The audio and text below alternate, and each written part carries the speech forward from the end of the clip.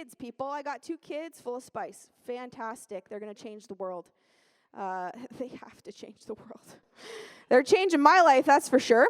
But the thing is that as a 2.5-year-old, she's going to be 3 in a couple months.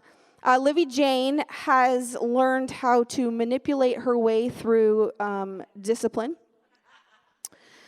She knows she's going to get in trouble. She does the act, and then you have to discipline her. And so then she immediately says, I'm sorry,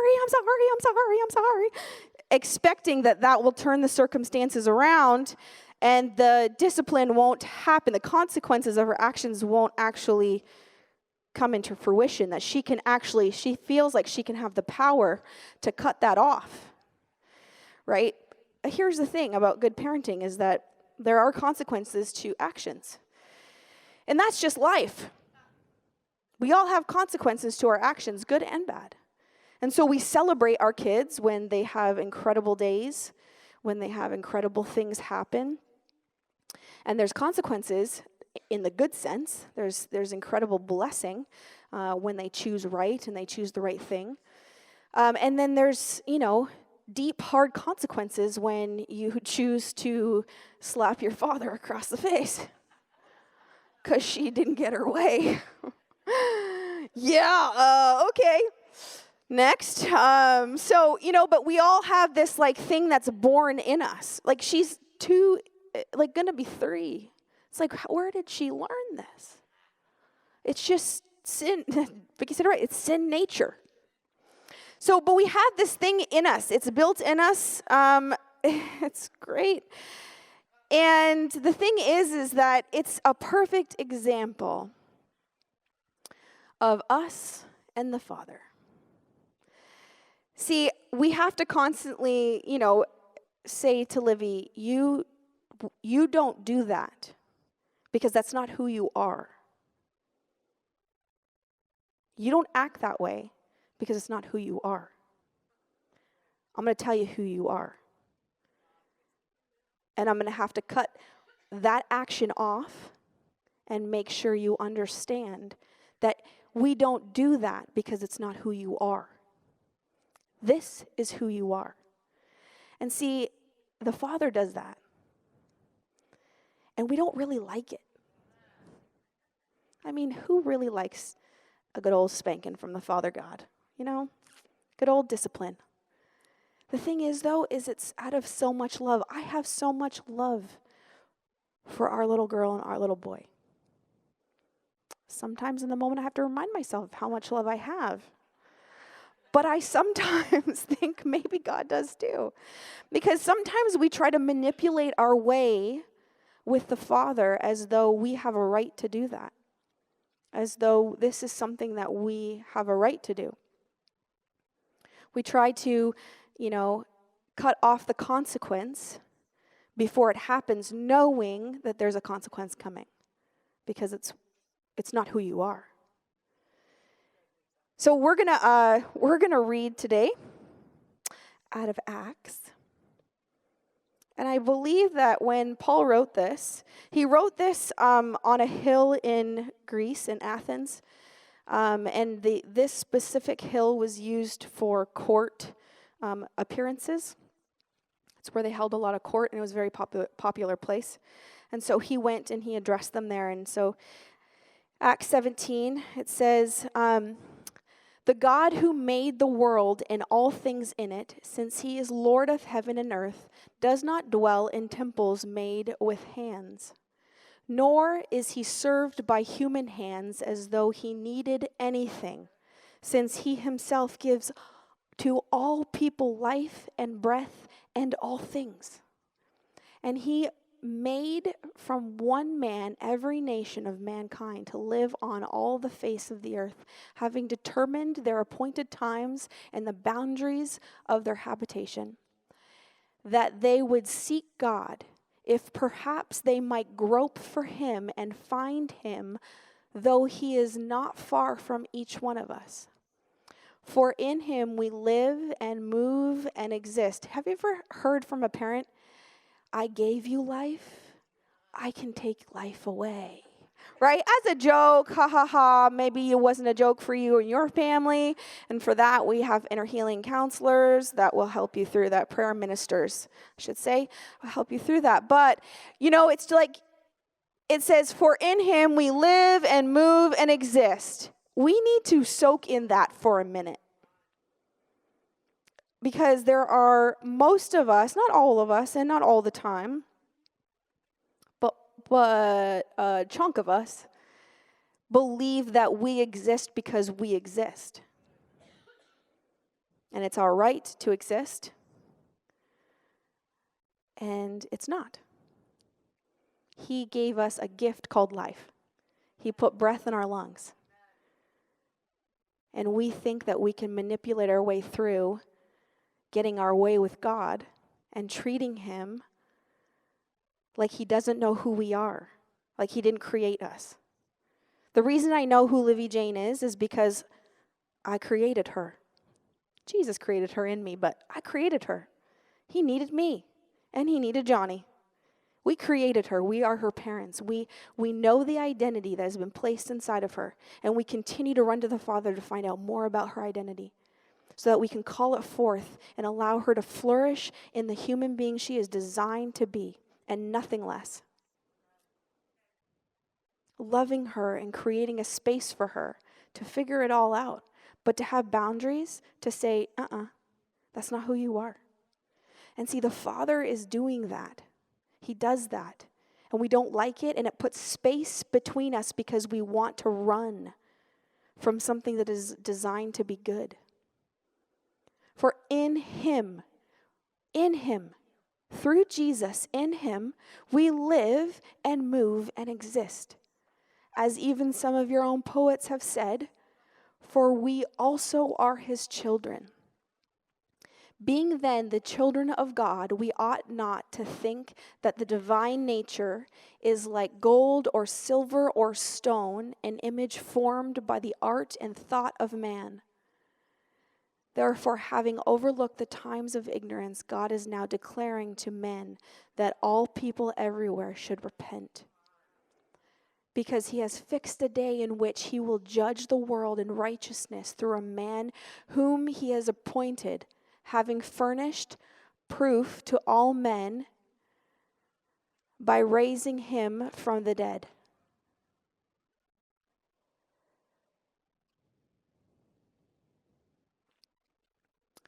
Because he has fixed a day in which, put that back up, he will judge the world in righteousness through a man whom he has appointed, having furnished proof to all men by raising him from the dead.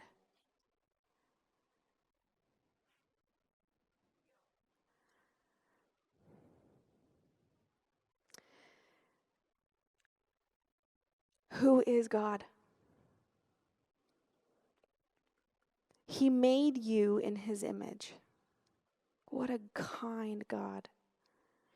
He wanted to express himself and who he is, and he created you. And we often look in the mirror and we tear down that creation. And then we turn around and we believe in the same breath that we are bigger than him. We know more, and we're going to fight to get our way.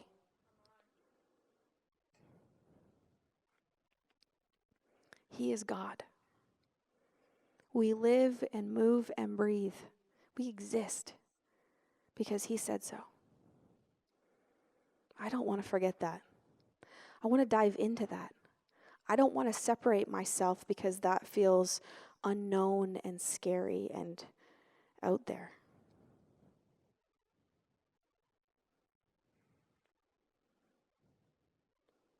I want to go after him.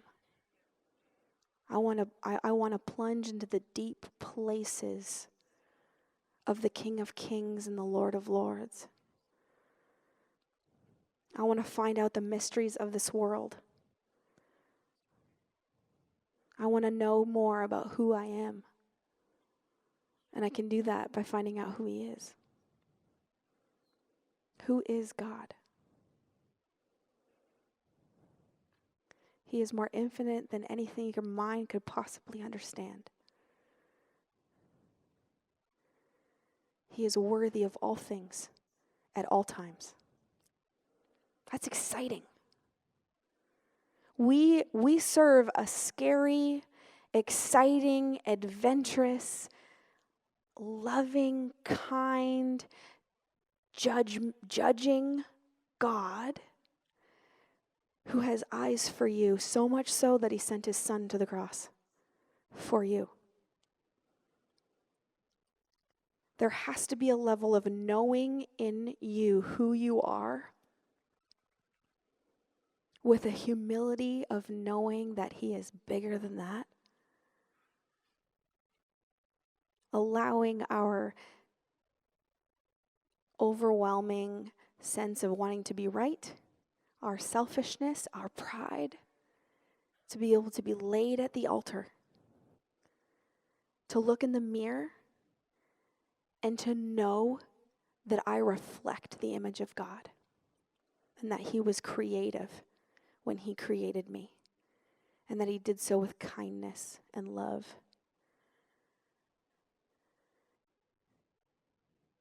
I want to know this intimate God who was so desperate to reach you. The Father was so desperate to come after you that he laid down his son as an altar, as a sacrifice on an altar, so that there could be a bridge for you, so that the Holy Spirit could dwell in you. Like, that's crazy. That's crazy. Who is God? He dwells in us. If you know me, you will know my Father. Because I'm in him, and he's in me, and you're in me, and you're in him, and right? But wow. Let's go after it. Let's stop putting space between us.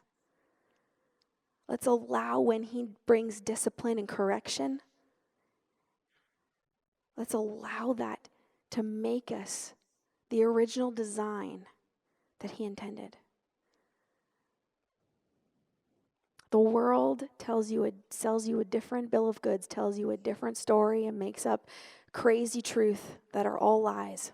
And we compare ourselves and we look at what the world is offering and what we have here or what we have in Christianity, and we look at this crazy like amount of selfishness that feels really good out there, and we want to I want to taste a little bit of that because, well, you're right. I've been wronged my whole life. It should be about me. Well, you're right. I do get something. I deserve it. And the thing is the King of Kings and the Lord of Lords, he knows what you deserve. And he wants to lavish you with things that you couldn't possibly even imagine. Somebody explained it to me like infinite, right? It's never ending. That's a lot for our little minds to comprehend. And so it was like, somebody was like, it's like looking at a long, never-ending road with traffic lights all the way as far as you can see, knowing that when you get to the last one, there's another endless amount, and when you get to that one, there's another endless amount. Like, you cannot ever get to the end of it. Infinite.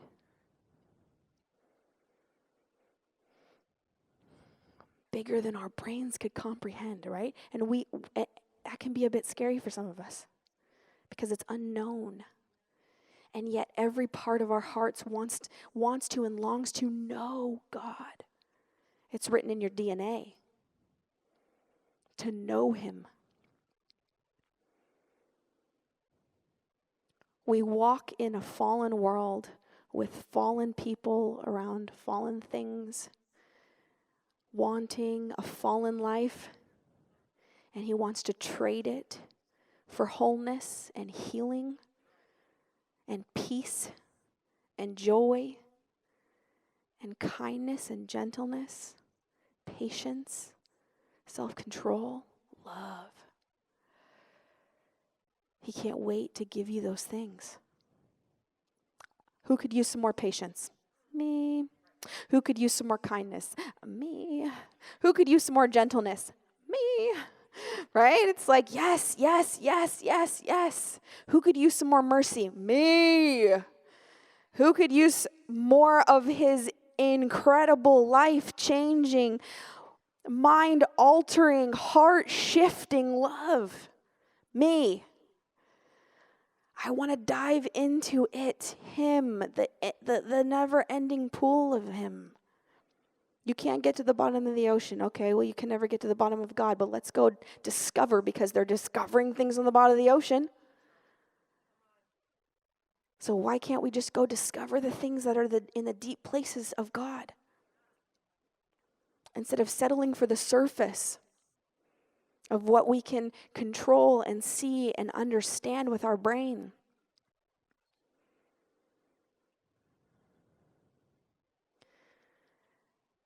I used an example today or this week in class, about a fire. I didn't know if I was going to share this or not, but I feel like I need to. When you build a fire, right, you need all the proper ingredients to build a fire. You then light your fire, right? You just need all the things to make it work. Then you light your fire, and it's just a flame, right? And it's bright, and if you have some really good paper underneath there, it produces a really big flame, and it's nice, and it brings light and doesn't bring a lot of heat quite yet. And we all discovered that when we celebrated a birthday, and we were like this around a new fire waiting for it to warm up. And we were all like shoulder to shoulder, and people are like, can we sit down? No, we cannot. I cannot sit down because I'm freezing, right? But it's like, the longer you wait and the longer you tend and the longer you care for a fire, the deeper the fire gets, the hotter that it gets, the more warmth that it brings. Right? And if you put more wood on it, you see the flame. But the fire is hot. And when you get to a really big fire, like if you get a really big fire, like you take a wildfire, right? And the people are out there with their hoses trying to, and the bombs from the airplanes trying to put this fire out. It's not easy when it's a big, roaring, deep, hot fire. That's the relationship that should be growing in your life with God. At the beginning, it's like the honeymoon phase. Everything's new, right? Everything's bright and shiny. And then you have your first fight after your honeymoon, and it gets a little bit more real, right? But you keep tending to that relationship because you know it's worth it, because it takes work. And you get 5 years and 10 years, and it's about selflessness, and it's about serving, and it's about loving the other person more than yourself. Because those are the things that make a marriage good and work and an example of Him. And it's not easy, but it's worth it. It's worth it every time. And you build this fire, you build this relationship. You build this relationship with God that is really hard to put out when the world comes and dumps water on a roaring fire. Then it's like literally sprinkling a few droplets and just going, tss, and it's gone, compared to the depth and the heat and the experience and the selflessness that it takes to create that relationship. And He wants that with you. Otherwise, He wouldn't have sent His Son. He would have just had us become Jews, and He would have had us just do all of the things it would have taken to push it off into the future, all of our sin. But He took care of it for us, because He wants that incredibly hot and deep and in overwhelming passion for you and with you. So you might be in the honeymoon phase, But that means you have to tend to that fire. Because if you don't tend to that fire, it will go out. You have to care for it. You have to serve it. It can't be about you. Oh, I don't want to get up. I don't want to get wood. It doesn't matter. You get up and you go and you get the wood. And you build that incredibly overwhelming relationship with God the Father, the King of Kings and the Lord of Lords.